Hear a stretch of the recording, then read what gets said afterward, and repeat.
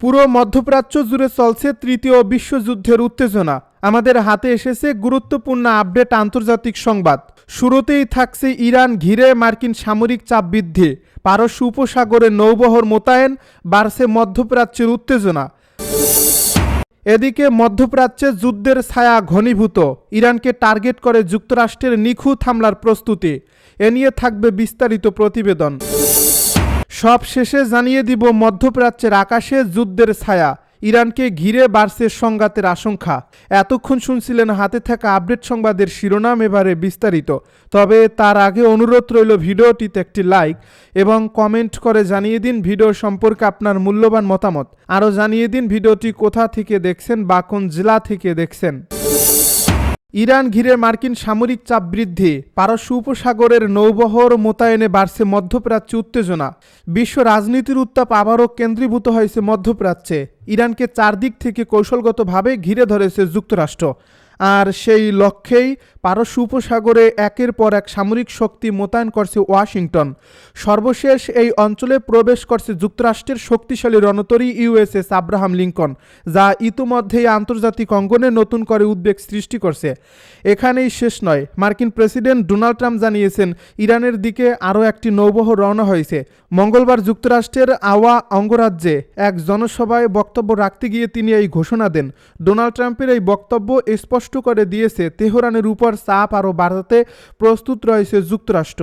এই জনসভায় ট্রাম্প দাবি করেন, গেল বছরের জুনে পরিচালিত অপারেশন মিডনাইট হ্যামার এর মাধ্যমে ইরানের পারমাণবিক সক্ষমতা কার্যত ধ্বংস করে দেওয়া হয়েছে। তার ভাষায়, ইরান তখন পারমাণবিক অস্ত্র তৈরির মাত্র 1 মাস দূরত্বে ছিল এবং সেই হুমকি ঠেকাতে যুক্তরাষ্ট্র কঠোর পদক্ষেপ নিতে বাধ্য হয়। তিনি আরও বলেন, বিশ্বের মানুষ দীর্ঘ 22 বছর ধরে এই মুহূর্ত দেখার অপেক্ষায় ছিল। ডোনাল্ড ট্রাম্পের এই মন্তব্য আন্তর্জাতিক পরিমণ্ডলে নতুন করে বিতর্ক উস্কে দিয়েছে, কারণ ইরানের পারমাণবিক কর্মসূচি নিয়ে যুক্তরাষ্ট্রের দাবির সঙ্গে তেহরানের অবস্থান বরাবরই সাংঘর্ষিক। মার্কিন প্রেসিডেন্ট আশা প্রকাশ করেন, চলমান সামরিক চাপের মুখে ইরান শেষ পর্যন্ত একটি চুক্তিতে পৌঁছাতে বাধ্য হবে। তবে একই সঙ্গে তার বক্তব্যে স্পষ্ট বার্তা ছিল, কূটনৈতিক সমাধান ব্যর্থ হলে যুক্তরাষ্ট্র আরও কঠোর অবস্থানে যেতে প্রস্তুত। এই পরিস্থিতিতে ইরানের সম্ভাব্য প্রতিক্রিয়া নিয়ে শুধু মধ্যপ্রাচ্য নয়, গোটা বিশ্বে এই অস্থিরতা বাড়ছে। বিশেষ করে জ্বালানি সরবরাহের গুরুত্বপূর্ণ রুট হরমুজ প্রণালী ঘিরে নিরাপত্তা সংখ্যা তীব্র হয়েছে। এই প্রণালী দিয়ে প্রতিদিন বিশ্বের উল্লেখযোগ্য পরিমাণ তেল পরিবাহিত হয়, যার ফলে এখানে যে কোনো সামরিক উত্তেজনা বৈশ্বিক অর্থনীতিতে বড় প্রভাব ফেলতে পারে। এই উত্তেজনার মধ্যেই আঞ্চলিক শক্তিগুলোর অবস্থান স্পষ্ট হতে শুরু করছে। সৌদি আরব প্রকাশ্যে ইরানের বিরুদ্ধে সরাসরি সামরিক হামলার বিরোধিতা করছে। মঙ্গলবার ইরানের প্রেসিডেন্ট মাসুদ পেজেশকিয়ানের সঙ্গে ফোনালাপে সৌদি যুবরাজ মোহাম্মদ বিন সালমান আশ্বস্ত করেন, ইরানের বিরুদ্ধে কোনো হামলার জন্য সৌদি আরবের আকাশসীমা বা ভূখণ্ড ব্যবহার করতে দেওয়া হবে না। একই সঙ্গে তিনি জানান, আঞ্চলিক স্থিতিশীলতা বজায় রাখতে তেহরানকে সব ধরনের সহযোগিতা দিতে প্রস্তুত রয়েছে রিয়াদ। এই বার্তাকে মধ্যপ্রাচ্যের রাজনীতিতে একটি গুরুত্বপূর্ণ কূটনৈতিক সংকেত হিসেবে দেখা হচ্ছে, কারণ ইরান ও সৌদি আরবের সম্পর্ক দীর্ঘদিন ধরেই উত্তেজনাপূর্ণ ছিল। অপরদিকে ইরানের প্রেসিডেন্ট পেজেশকিয়ান সৌদি যুবরাজকে জানান, আন্তর্জাতিক আইনের কাঠামোর ভেতরে থেকে যে কোনো যুদ্ধবিরতির উদ্যোগকে স্বাগত জানায় তেহরান। মধ্যপ্রাচ্যে যুদ্ধের ছায়া ঘনীভূত, ইরানকে টার্গেট করে যুক্তরাষ্ট্রের নিখুঁত হামলার প্রস্তুতি। যুক্তরাষ্ট্র ও ইরানের মধ্যে দীর্ঘদিনের উত্তেজনা আবারও নতুন করে বিপজ্জনক মন নিচ্ছে। মধ্যপ্রাচ্যে মার্কিন সামরিক উপস্থিতি হঠাৎ করেই বেড়ে যাওয়ায় বিশ্ব রাজনীতিতে জোরালোভাবে ঘুরপাক খাচ্ছে একটাই প্রশ্ন, তেহরানের বিরুদ্ধে কি এবার সরাসরি সামরিক কোনো পদক্ষেপ নিতে যাচ্ছে ওয়াশিংটন? মার্কিন বিমানবাহী রণতরী আব্রাহাম লিঙ্কনের মধ্যপ্রাচ্যে পৌঁছানোর পর থেকেই এই আশঙ্কা বহুগুণে বেড়েছে, কারণ বিশাল এই রণতরীর সঙ্গে রয়েছে অত্যাধুনিক F-35 যুদ্ধবিমান, UA-18G গ্রোলার গাইডেড মিসাইল ডেস্ট্রয়ার সহ আক্রমণাত্মক সামরিক সক্ষমতা, যা সাধারণত কেবল প্রতিরক্ষামূলক মহড়ার জন্য মোতায়েন করা হয় না।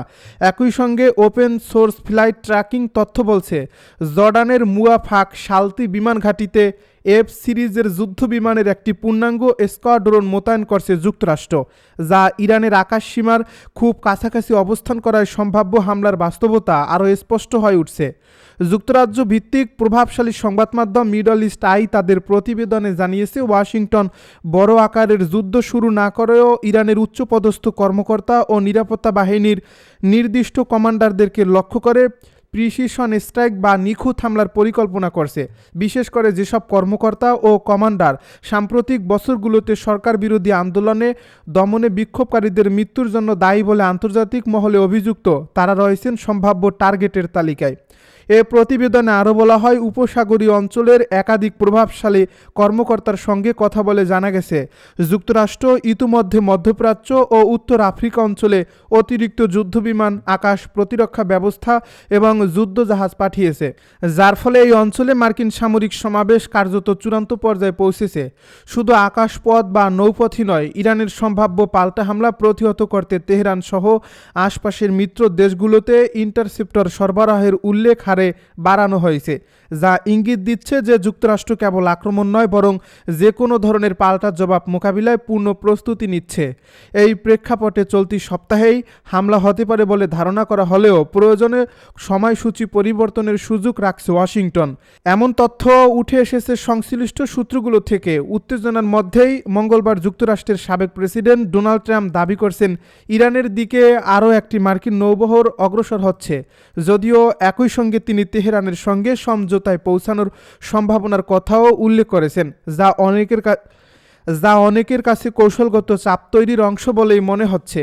ডোনাল্ড ট্রাম্পের এই মন্তব্যের পরপরই ইরানের পররাষ্ট্র মন্ত্রণালয়ের মুখপাত্র ইসমাইল বাঘাই কড়া ভাষায় প্রতিক্রিয়া জানিয়ে বলেন, ইরানের বিরুদ্ধে যে কোনো আগ্রাসনের পাল্টা জবাব দেওয়া দেশটির বৈধ অধিকার এবং তেহরান নিজের সার্বভৌমত্ব রক্ষায় এক চুলো ছাড় দেবে না।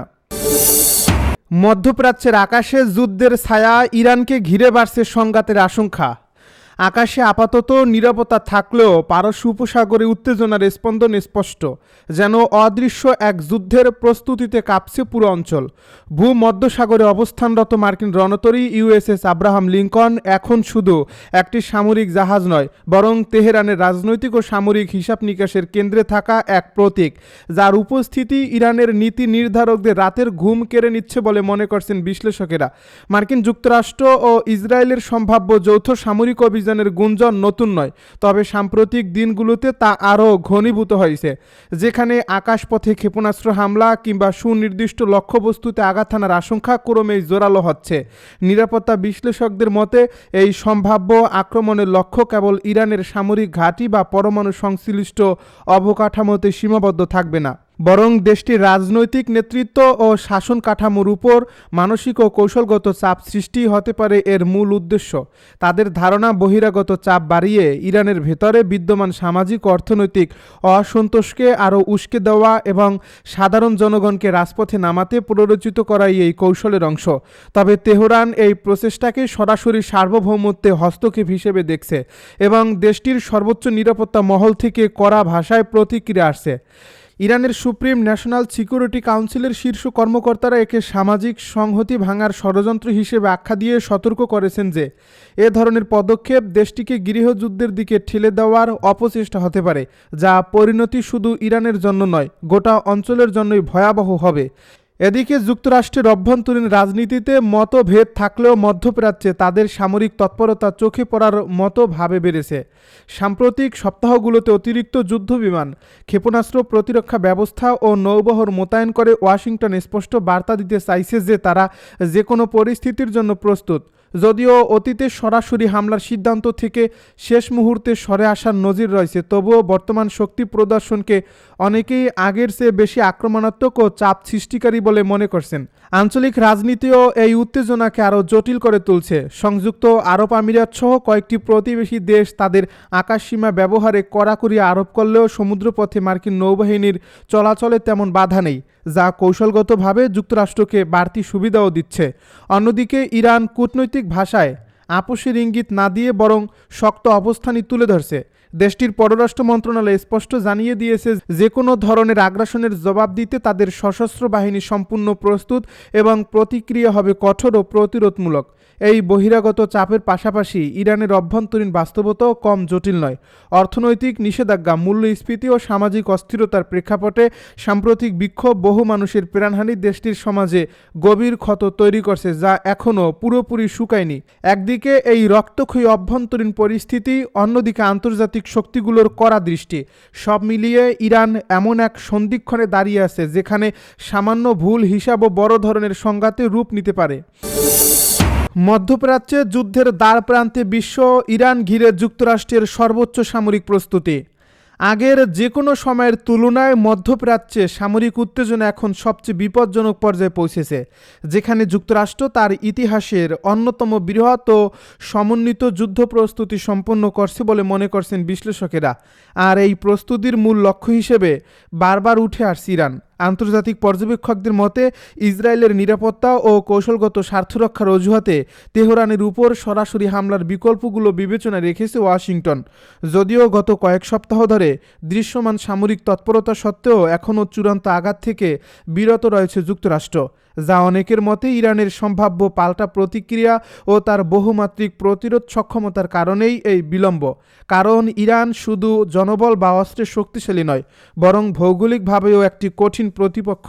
পার্বত্য এলাকা, বিস্তৃত মরুভূমি, গভীর বাংকার ও ভূগর্ভস্থ সামরিক স্থাপনা এমনভাবে নির্মিত যে আধুনিক বাংকার ব্লাস্টার বোমা ব্যবহার করেও কাঙ্ক্ষিত ফল পাওয়া অনিশ্চিত, যার ফলে যুক্তরাষ্ট্রের সামরিক পরিকল্পনায় বাড়তি ঝুঁকি তৈরি হয়েছে। একই সঙ্গে ইরানি ও আন্তর্জাতিক গণমাধ্যমে প্রকাশিত তথ্য অনুযায়ী সম্ভাব্য সংঘাতের আশঙ্কায় তেহরান স্থল, জল ও আকাশ তিন ক্ষেত্রেই ব্যাপক প্রস্তুতি নিয়েছে, যার প্রমাণ হিসেবে ইরানের নিরাপত্তা বাহিনী সাম্প্রতিক সময়ে একাধিক ভিডিও ও তথ্যচিত্র প্রকাশ করছে। সর্বশেষ প্রকাশিত একটি ভিডিওতে দেখা যায় মধ্যপ্রাচ্য অঞ্চলে অবস্থানরত যুক্তরাষ্ট্রের একটি এয়ারক্রাফট ক্যারিয়ারে সরাসরি যুদ্ধ বিমান প্রস্তুত অবস্থায় রয়েছে এবং একটি হেলিকপ্টার চালু অবস্থায় ডেকে দাঁড়িয়ে আছে। আর ভিডিওটির মাধ্যমেই ইরান কার্যত বার্তা দিয়েছে যে যুক্তরাষ্ট্রের সামরিক ঘাঁটি ও নৌবহর তাদের নজরদারির বাইরে নয়। ভিডিওটির এই ক্যাপশনে ইরানি বাহিনী স্পষ্ট ভাষায় জানায়, লুকানোর চেষ্টা করে কোনো লাভ হবে না, কারণ কোথায়, কখন, কি করা হচ্ছে সবই তাদের জানা, যা ওয়াশিংটনের জন্য একটি মনস্তাত্ত্বিক চাপ হিসেবেও বিবেচিত হচ্ছে। এই ভিডিওর আরেক অংশে ইরান তাদের ড্রোন সক্ষমতা প্রদর্শন করে, যেখানে আত্মঘাতী ড্রোনের নিখুঁত লক্ষ্যবস্তুতে আঘাত হানার দৃশ্য দেখিয়ে বোঝানো হয় যে আধুনিক যুদ্ধক্ষেত্রে ড্রোনই হতে পারে যুক্তরাষ্ট্র ও তার মিত্রদের জন্য সবচেয়ে বড় হুমকি। এরই মধ্যে তেহরান সহ ইরানের বড় বড় শহরে সামরিক তৎপরতা দৃশ্যমানভাবে বেড়েছে। রাস্তায় রাস্তায় ও গুরুত্বপূর্ণ স্থাপনায় নিরাপত্তা জোরদার করা হয়েছে। আর বিশেষভাবে নজর কেড়েছে উন্নয়ন নেটওয়ার্ক জ্যামিং মেশিনের ব্যবহার, যা যুদ্ধ পরিস্থিতিতে শত্রুপক্ষের যোগাযোগ ব্যবস্থা অকার্যকর করে দিতে সক্ষম। শুধু তাই নয়, ইরান প্রযুক্তিগতভাবে এমন কিছু পদক্ষেপ নিয়েছে যা পশ্চিমা বিশ্বকেও বিস্মিত করছে। এর মধ্যে অন্যতম হল নিজস্ব লঞ্চপ্যাড ব্যবহার করে স্যাটেলাইট উৎক্ষেপণ ও একটি স্বয়ংসম্পূর্ণ যোগাযোগ ব্যবস্থা গড়ে তোলা। ইরান ইতিমধ্যেই ঘোষণা দিয়েছে যে তারা আর কোনো বিদেশি স্যাটেলাইট, ইন্টারনেট বা অ্যাপ্লিকেশনের উপর নির্ভর করবে না, বরং গুগল সহ বিদেশি সার্চ ইঞ্জিন ও অ্যাপস থেকে সরে এসে নিজস্ব ডিজিটাল প্ল্যাটফর্ম চালু করছে, যার ফলে ইরানের ভেতরে ধীরে ধীরে বিদেশি অ্যাপস ও সেবাগুলো নিষ্ক্রিয় হয়ে পড়ছে। এই সিদ্ধান্তের পেছনে মূল লক্ষ্য হল সম্ভাব্য সাইবার যুদ্ধ ও তথ্যযুদ্ধের ঝুঁকি কমানো এবং সামরিক ও রাষ্ট্রীয় যোগাযোগকে শতভাগ দেশীয় প্রযুক্তির আওতায় আনা, যাতে যুদ্ধ পরিস্থিতিতে বাইরের কোনো শক্তি প্রযুক্তিগতভাবে ইরানকে দুর্বল করতে না পারে। একই সঙ্গে তেহরান স্পষ্ট ভাষায় জানিয়ে দিয়েছে তাদের ক্ষেপণাস্ত্র, ড্রোন ও সামরিক কমান্ড সিস্টেম পুরোপুরি নিজস্ব প্রযুক্তিতে পরিচালিত হবে এবং যুক্তরাষ্ট্রের আধিপত্য বা রাজনৈতিক চাপ আর মেনে নেওয়া হবে না। ইরানের বিপ্লবী গার্ড বাহিনীর প্রধান মেজর জেনারেল মোহাম্মদ পাকপুর এক বক্তব্যে বলেন, ইসলামী প্রজাতন্ত্রের সশস্ত্র বাহিনী সর্বোচ্চ প্রস্তুত অবস্থায় রয়েছে এবং তাদের আঙুল ট্রিগারে। তিনি আরও বলেন, যুক্তরাষ্ট্র আলোচনার কথা বললেও অতীতে আলোচনার নামে ইরানকে বারবার প্রতারণা করা হয়েছে, তাই এবার আর কোনো ধোঁকায় পা দেবে না তেহরান। অন্যদিকে ইরান জাতিসংঘকে জানিয়েছে যে দেশটি সর্বোচ্চ ঝুঁকিপূর্ণ পরিস্থিতির জন্য প্রস্তুত, তবে তারা আশা করে যুক্তরাষ্ট্রের এই সামরিক সমাবেশ বাস্তব সংঘাতে রূপ নেবে না, কারণ কোনো একটি রাষ্ট্রের পতন হলে তা শুধু একটি দেশের মধ্যে সীমাবদ্ধ থাকবে না, বরং পুরো মধ্যপ্রাচ্যকে অস্থিতিশীল করে তুলবে এবং এক ধরনের আঞ্চলিক বিপ্লব ডেকে আনতে পারে, যা ইসরায়েল চাইলেও বাকি বিশ্বের জন্য মারাত্মক পরিণতি বয়ে আনবে। এই প্রেক্ষাপটে ইরানি রাজনীতিবিদ ও বিশ্লেষক ডক্টর মোহাম্মদ জাভাদ লারিজানির বক্তব্য নতুন করে আলোচনার জন্ম দিয়েছে। তিনি দাবি করেন যে প্রযুক্তিগতভাবে ইরানের পক্ষে পারমাণবিক অস্ত্র তৈরি করা সম্ভব এবং প্রয়োজনে 2 থেকে 3 সপ্তাহেরও কম সময়ে তারা তা করে যেতে পারে। তবে তিনি জোর দিয়ে বলেন যে ইরান নীতিগতভাবে এই সিদ্ধান্ত নেয়নি এবং তারা পারমাণবিক অস্ত্র তৈরি করবে না, যদিও সাম্প্রতিক সংঘাতগুলোতে ইরান তার সামরিক সক্ষমতার মাত্র 25%-এরও কম ব্যবহার করছে বলে তারা দাবি করছে। মধ্যপ্রাচ্যের উত্তাল প্রেক্ষাপটে ইরানের অটল প্রতিরোধ ও আইআরজিসির ভূমিকা।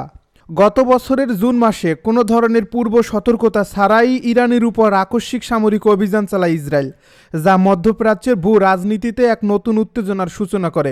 ওই হামলায় ইরানের শীর্ষস্থানীয় কয়েকজন সামরিক কমান্ডার নিহত হন এবং দেশটির নিরাপত্তা কাঠামোর গুরুত্বপূর্ণ অংশ সাময়িকভাবে বিপর্যস্ত হয় বলে বিশ্লেষকের ধারণা করেছিলেন।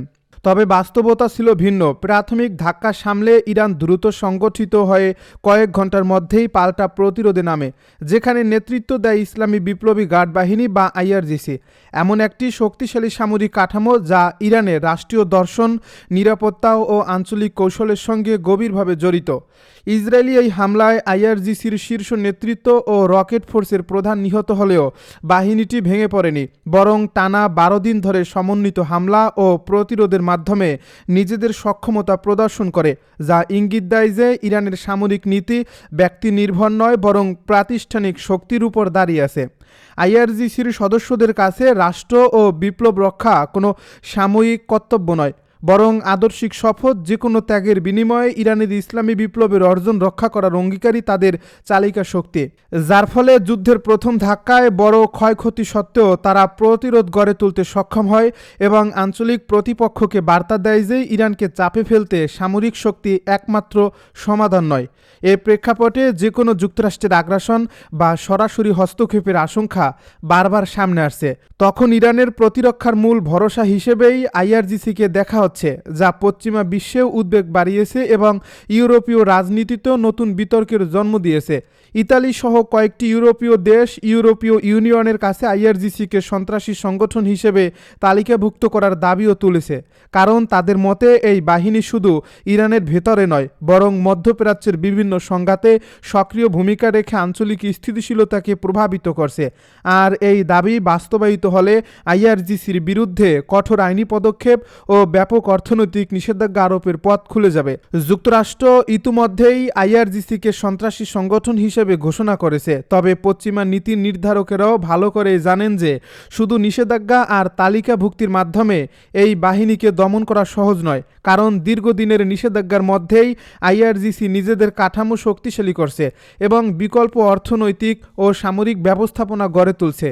ইরানের ভেতরে এই বাহিনীর প্রভাব কেবল সামরিক পরিসরে সীমাবদ্ধ নয়, রাজনীতি, অর্থনীতি, অবকাঠামো উন্নয়ন থেকে শুরু করে সীমান্ত নিরাপত্তা ও অভ্যন্তরীণ স্থিতিশীলতা রক্ষায় তাদের ভূমিকা স্পষ্ট, যার ফলে আইআরজিসিকে লক্ষ্য করে নেওয়া যে কোনো পদক্ষেপ সরাসরি ইরানের রাষ্ট্রীয় ব্যবস্থাকেই প্রভাবিত করে।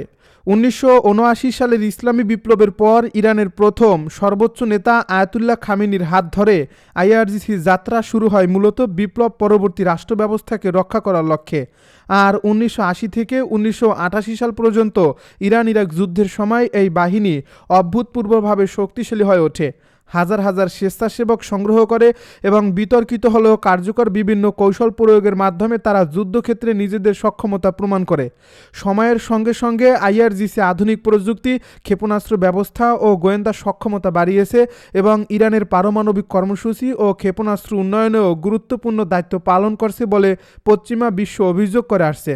মধ্যপ্রাচ্য ইরানের আঞ্চলিক প্রভাব বিস্তারে আইআরজিসির কুদস ফোর্স বিশেষভাবে সক্রিয়, যা সিরিয়া, ইরাক, লেবানন, ইয়েমেন ও গাজার মতো সংঘাতপূর্ণ এলাকায় ইরানের মিত্র গোষ্ঠীগুলোর সঙ্গে সমন্বয় রেখে কাজ করে, যার ফলে ইরান সরাসরি যুদ্ধে না জড়িয়েও কৌশলগত প্রভাব বজায় রাখতে সক্ষম হয়। এই নীতিকে অনেক বিশ্লেষক স্ট্র্যাটেজিক ডেপথ হিসেবে বর্ণনা করেন।